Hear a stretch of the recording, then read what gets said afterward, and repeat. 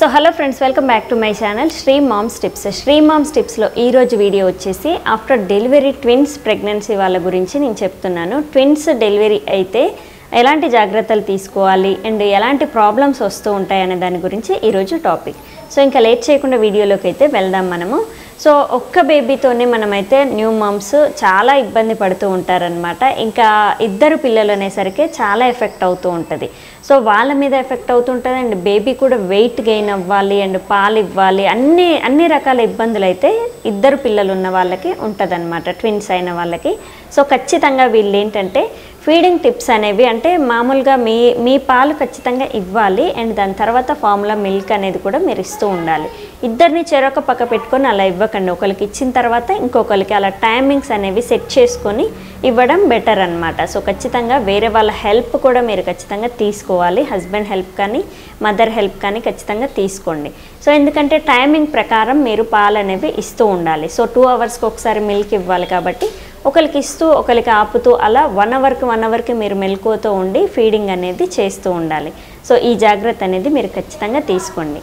And దాని తర్వాత ఇంకొకటి ఏంటంటే మీ విషయానికి వస్తే మీకు కాళ్ళ వాపులు అనేవి కొంచెం ఎక్కువగానే ఉంటాయన్నమాట. సో తగ్గే అవకాశం తక్కువగా ఉంటుంది ఒక 6 months వరకు కూడా మీకు. ఎందుకంటే ప్రెగ్నెన్సీలో ఉన్నప్పుడు హెవీగా మీరు వెయిట్ గెయిన్ అయ్యారు కాబట్టి ఆ కాళ్ళ వాపులు అనేవి, ఆ కాళ్ళలో నీరు అనేది, బాడీలో నీరు అనేది పోవడానికి చాలా టైం పడుతుంది. సో ఖచ్చితంగా ఒక 6 months వరకు అయితే మీకు ఈ వాపులు ఉంటే కూడా మీరు టెన్షన్ పడాల్సిన పని లేదు. అండ్ దాని తర్వాత బీపీ, షుగర్, థైరాయిడ్ ఇవి కూడా ఆఫ్టర్ డెలివరీ కంటిన్యూ అయ్యే అవకాశం ఎక్కువగా ఉంటుంది. దీనికి కూడా సపరేట్ డైట్ అనేది మీరు మెయింటైన్ చేస్తే తగ్గే అవకాశం ఎక్కువగా ఉంటుంది. అండ్ దాని తర్వాత బ్లీడ్ విషయానికి వస్తే కూడా వీళ్ళకి హెవీగా అవుతూ ఉంటుంది అనమాట. ఆఫ్టర్ డెలివరీ హెవీగా బ్లీడింగ్ అనేది ఒక 3 months 4 months వరకు కూడా మీకు కంటిన్యూ అవుతుంది. ఎందుకనంటే గర్భాశయం అనేది ఎక్కువగా ఉబ్బి ఉంటుంది కాబట్టి అది మొత్తం చిన్నగా అయిన దానిక కూడా మీకు బ్లీడింగ్ అనేది అవుతూ ఉంటుంది. సో ఖచ్చితంగా ఆఫ్టర్ డెలివరీ మీకు 3-4 months వరకు కూడా సింగిల్ బేబీ కంటే కూడా ఇద్దరిని కన్న వాళ్ళకి బ్లీడింగ్ అనేది ఎక్కువగా అవుతూ ఉంటుంది. సో ఇది మాత్రం ఇంకా తప్పదన్నమాట.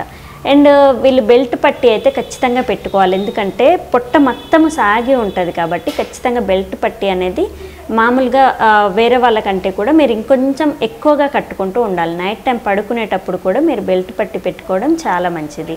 సో ఈ జాగ్రత్తలన్నీ కూడా మీరు ఖచ్చితంగా తీసుకుంటూ ఉండాలి. పర్టికులర్ డైట్ అనేది మెయింటైన్ చేయాలి అండ్ ఫీడింగ్ టిప్స్ కూడా మీరు తెలుసుకోవాలి. చిన్న చిన్న ఎక్సర్సైజులు అనేవి మీరు ఖచ్చితంగా చేయాలి. సో ఇవన్నీ చేస్తే మీరు కొంచెం మామూలుగా ఒక్కరిని కన్న వాళ్ళకంటే మీరు కొంచెం రికవరీ అవ్వడానికి కొంచెం టైం అనేది ఎక్కువగా పడుతూ ఉంటుంది. అండ్ స్టిచ్ పెయిన్ అనేది కూడా వీళ్ళకి ఎక్కువగా ఉంటుంది అనమాట. సో ఖచ్చితంగా ఆఫ్టర్ డెలివరీ పెయిన్ఫుల్గానే ఉంటుంది వీళ్ళకి, కానీ కొంచెం టైం తీసుకొని మెల్లిగా మీరు ట్రై చేస్తే మాత్రం రికవరీ అయితే ఖచ్చితంగా అవుతారు.